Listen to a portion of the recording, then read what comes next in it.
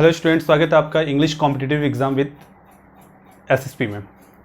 Last class में हमने K. N.. दारूवाले के बारे में स्टडी किया था, जो कि आपके DSSB का सिलेबस था। DSSB में आपके 4 पार्ट्स हैं, जो कि इसमें एक इंडियन इंग्लिश पोइट भी हैं। तो इंडियन इंग्लिश पोइट्स में भी आपकी कम से कम 5 to 6 पोइट्स हैं, जिसके बारे में हम डिस्कशन करेंगे। फिलहाल आज जो हम डिस्कशन करने जा रहे हैं वो के.एन. दारूवाला के बाद सेकंड पोइट हैं, जिनका नाम विक्रम सेठ है। विक्रम सेठ एक ऐसे पोइट थे जिनको इंडियन पोइट्स में सबसे ज़्यादा अवार्ड्स मिले हैं। और आपने बचपन में कुछ स्टोरी सुनी होंगी, खरगोश और कछुए की स्टोरी, और बंदर और मगरमच्छ की स्टोरी कि मगरमच्छ जो होता है वो बंदर को नदी पार करवाता है। फिर एक दिन उसकी वाइफ कहती है मुझे बंदर का दिल खाना है, क्योंकि जो जामुन प्रोवाइड करवा रहा है, तो अगर जामुन इतने मीठे तो बंदर का दिल कितना मीठा होगा। तो ये सभी स्टोरीज इन्होंने ही लिखी है, विक्रम सेठ ने। तो चलिए समय वेस्ट ना करते हुए आज की वीडियो स्टार्ट करते हैं। Vikram Seth who was born in 1952 and he is present, it means कि he is alive still now. He was born in Kolkata. He was a traveler, poet and novelist. Traveler, poet और novelist थे, ये हमें ध्यान रखना है। His father, उनके father का नाम प्रेमनाथ था, who was executive in a Bata showroom. Bata का जो शूज़ होता है, वहाँ के शोरूम में वो एग्जीक्यूटिव के रूप में वर्क करते थे। एंड कोइंसिडेंटली मदर वॉज लीला सेठ वॉज द फर्स्ट लेडी जज इन दिल्ली हाई कोर्ट। ये बहुत ही बड़ी बात है और आपसे ये पूछा जा सकता है एग्जाम में कि इनकी मदर का नाम क्या था और ऑक्यूपेशन क्या था and why she was very famous. Okay, hope so कि आपको समझ में आया होगा। नेक्स्ट बढ़ते हैं कॉजेज में। His first writing themes were satirically and scholastic. जो उनकी राइटिंग थीम्स होती थी सटैरिकली होती थी। इट मीन्स कि आयरनी उसमें देखा जा सकता था, यानी कि थोड़ा तंज कसा जाता था और जो समाज में जो प्रॉब्लम्स हैं उसके बारे में बताया था। जैसे कि आप मगरमच्छ और बंदर वाली स्टोरी में भी देख सकते हैं कि वो उसकी हेल्प कर रहा है, लेकिन उसकी जो मैसेज है उससे ही कहती है कि भाई अगर जामुन इतने मीठे हैं तो उसका दिल कितना मीठा होगा, तो मुझे उसका दिल खाना है। तो ये चीज़ सोचने वाली बात है कि आप किसी की हेल्प कर रहे हैं, लेकिन इसको एक फिक्शनल वे में उन्होंने दिखाने की कोशिश की है।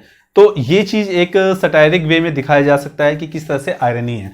सो होप सो कि आपको सटायरिकली का मतलब समझ में आ गया होगा। नेक्स्ट है स्कॉलिस्टिक। स्कॉलिस्टिक उसे कहते हैं जो कि आप स्कूल कॉलेजेस में बता सकें या इंस्टीट्यूशंस वगैरह में आपको बता सकें कि इससे रिलेटेड चीज़ें क्या हो सकती हैं। मीन्स की मोरल स्टोरीज होती हैं, तो वो उस टाइप की इनकी थीम्स होती थी इनकी स्टोरीज में। ये आपको याद रखना बहुत ज़रूरी है कि स्कॉलिस्टिक क्या होता है और सटायरिकली क्या होता है।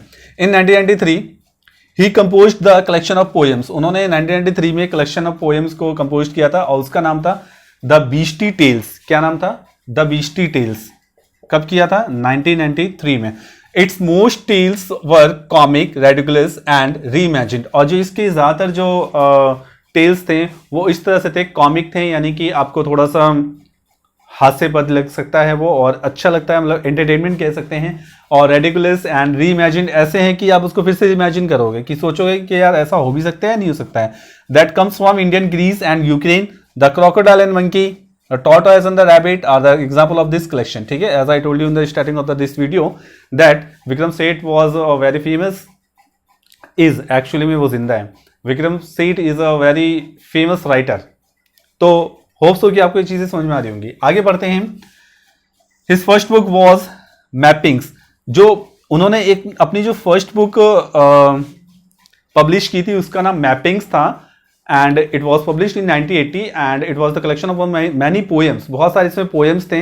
एक्चुअल में इसमें जो पोएम थे वो टेल्स थे, यानी कि जो कहानियां थी, एक तरह से पंचतंत्र की जिस तरह से कहानी होती हैं या कुछ समथिंग इसी टाइप में कि अलग अलग तरह की कहानियां दे रखी हैं। आप फिक्शनल स्टोरी ज़्यादा कह सकते हैं। और इसी कहानी में आपकी एक और स्टोरी थी, एक और प्ले डाला गया था, जिस प्ले का नाम था the tale of melon City. क्या नाम था? The tale of melon City. The tale of melon City you can see in the NCERT book of 11th class. That's name is Snapshot. It is the 8th chapter of Snapshot in 11th class, and if you want to see this chapter then you have to check that book and look after the chapter number 8 if you are going to teach or going to read this book in 2023-24 session. इसी session में आपको मिलेगा, क्योंकि बार बार changes होते रहते हैं syllabus में। Is the part of the NCERT book 11th class book. जैसा कि आपको पहले बता दिया, टेल ऑफ मेलिन सिटी एक 11th क्लास के बुक में जिसका नाम स्नैपशॉट है, उसके चैप्टर नंबर 8 है, जो कि इस सेशन 2023 से 24 के बीच में लास्ट चैप्टर है, वो आपको ईजिली मिल जाएगा। तो काफ़ी अच्छी स्टोरी है, आप उसको देखेंगे आपको बहुत समझ में आएगा। इसके बारे में अगर आपको पूछना है कुछ, आप कमेंट में लिख के भेज सकते हैं मुझे।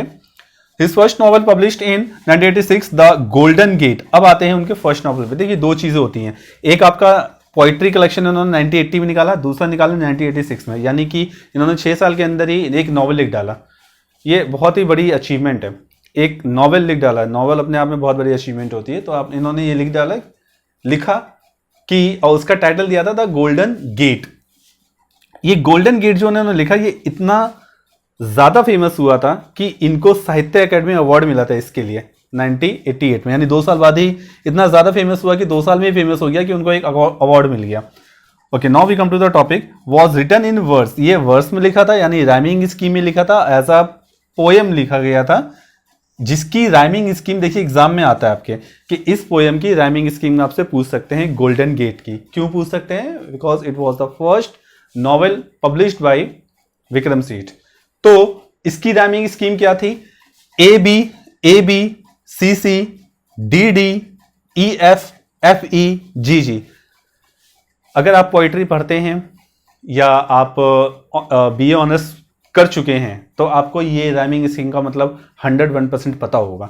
नहीं पता है तो आप इसकी डिटेल में से पूछ सकते हैं कमेंट में। नेक्स्ट आते हैं with a man John Brown. ये स्टार्ट होता है पोएम कि यहाँ पे एक मैन होता है जिसका नाम जॉन ब्रॉन होता है, who is a rich person gives a lustful advertisement. वो एक लस्टफुल एडवर्टाइजमेंट देता है, यानी कि लस्टफुल यानी कि लस्टफुल मीन्स कि काफ़ी उत्तेजित एडवर्टाइजमेंट देता है। उत्तेजित यानी वासना से भरा हुआ एक एडवर्टाइजमेंट देता है। और वो किस लिए देता है? फॉर हिज फॉर्मर लव, अपने फॉर्मर लव के लिए देता है भाई, कि आई वॉन्ट माई लव, कि मुझे अपना प्यार वापस चाहिए। तो इसके लिए वो एक एडवर्टाइजमेंट देता है। वो एडवर्टाइजमेंट के लिए उसकी जो फॉर्मर लव होती है वो एक हायर करती है, यानी एक सीक्रेटली एक लड़की को भेजती है जिसका नाम एलिजाबेथ होता है, and she was a lawyer. तो होप सो कि आपको ये चीज़ें समझ में आ रही होंगी, और वो इसका रिप्लाई देती है। अब आते हैं ऑनर्स पे। इन 1988 ही गॉट साहित्य अकेडमी अवार्ड। मैंने आपको भी बताया कि साहित्य अकेडमी अवार्ड उससे मिला था गोल्डन गेट के लिए। ये एग्जाम में क्वेश्चन आता है और आपको ये याद रखना है। DSSB में भी आता है और आपके UGC नेट में भी आता है, और UPPGT UPTGT इन चारों एग्जाम में आता है। इस मंथ जून में आपका UGC नेट का एग्जाम है और इसी मंथ जून में आपका DSSB का एग्जाम है। दोनों के लिए आप इसे ध्यान से देखेंगे तो बहुत आपके लिए बेनिफिशियल होगा। नेक्स्ट आते हैं in 1999 he got WH Smith prize. WH Smith prize उन्हें कब मिला? 1999 में। और किस लिए मिला? अ सुटेबल बॉय के लिए, जो कि उन्होंने 1993 में लिखा था। तो ये इसके 6 साल बाद मिला। ठीक है, ये भी बहुत ज्यादा फेमस है। ये अ सुटेबल बॉय इतना ज्यादा फेमस इनका नॉवेल था कि इन्होंने इसका पार्ट 2 निकाला, और पार्ट 2 का नाम रखा है अ सुटेबल गर्ल। आप इसके बारे में पढ़ेंगे, आपको बहुत अच्छा लगेगा। इसके अभी हम लाइव कर रहे हैं वर्क में, इसके बारे में डिस्कस करेंगे। And got Padma Shri for literature and education in 2007 में उन्हें पद्मश्री अवार्ड मिला था लिटरेचर और एजुकेशन के लिए। तो एक बार रिवाइज कर लेते हैं, देखते हैं फिर से इसे। Vikram Seth, who was born in 1952 and he is still now he is alive still now, and he was born in Kolkata and was a writer, traveler, poet, novelist. His father was Premnath was a executive in Bata Shoes, and mother Leela Seth was the first lawyer in first judge in Delhi High Court. ठीक है, ये याद रखना बहुत जरूरी है। Next है आपका his writing themes were satirically and scholastic. In 1983 he composed the collection of the poems The Beastie Tales. 1993 में उन्होंने इसको पोएम्स को पब्लिश किया था, जिसका नाम था, टाइटल दिया उन्होंने बीस्टी टेल्स। इसमें बहुत सारे पोएम्स थे। ठीक है, कलेक्शन ऑफ पोएम्स मीन्स कि इसमें बहुत सारे पोएम्स थे। ठीक है, इसी पोएम का एक पार्ट आप देख सकते हैं, crocodile and monkey and tortoise and rabbit. ठीक है, नेक्स्ट है इस first book was mappings, published in 1980 में भी उन्होंने एक बुक पब्लिश की थी, यानी कि उनकी फर्स्ट बुक थी जो कि पोएम्स के साथ थी, और ये इसमें बहुत सारे पोएम्स थे, और इसी पोएम का एक पार्ट है आपका कौन सा, the tale of melon city. Next देखते हैं कि इन्होंने क्या लिखा था। फर्स्ट नॉवल कब लिखा है इन्होंने, 1986 में लिखा है। इस नॉवेल का जो टाइटल था इसका क्या था, गोल्डन गेट था। इस गोल्डन गेट के लिए इन्हें साहित्य अकादमी अवार्ड मिला है, और इसकी जो राइमिंग स्कीम थी वो ये थी। इसको आप याद करेंगे, बहुत अच्छा लगेगा आपको याद करके, क्योंकि एग्जाम में आ सकता है और मार्क्स सबको अच्छे लगते हैं। For his formal love were a trial lawyer Elizabeth answered, ये आपको मैंने बता दिया है कि इसका गोल्डन गेट की समरी क्या थी। नेक्स्ट आते हैं अवार्ड उन्हें कौन कौन से मिले। 1988 he got Sahitya Akademi award for the golden Gate, and 1999 WH Smith prize for the Suitable Boy, and got Padma Shri for Literature and Education in 2007। So hope so कि आज की वीडियो आपको बहुत अच्छी तरह समझ में आई होगी। ये लाइव हमने किया है, विक्रम सेठ अभी भी जिंदा हैं और KN दादूवाला भी जिंदा हैं, तो ये दोनों पोएट्स जो हैं इनमें से क्वेश्चंस आते हैं, तो इसको आप ध्यान से देखिएगा। इसमें कुछ भी प्रॉब्लम हो तो आप मुझे कमेंट में लिख सकते हैं। तो मिलते हैं नेक्स्ट वीडियो में नेक्स्ट टॉपिक के साथ, तब तक पढ़ते रहिए, अपना ख्याल रखिए, और डिस्क्रिप्शन में मैंने इसके PDF का लिंक डाल दिया, उसे आप ध्यान से पढ़िएगा। कुछ भी प्रॉब्लम हो तो आप मुझे लिख के भेज सकते हैं। तो मिलते हैं नेक्स्ट वीडियो में नेक्स्ट टॉपिक के साथ, अपना ख्याल रखिए। Thank you.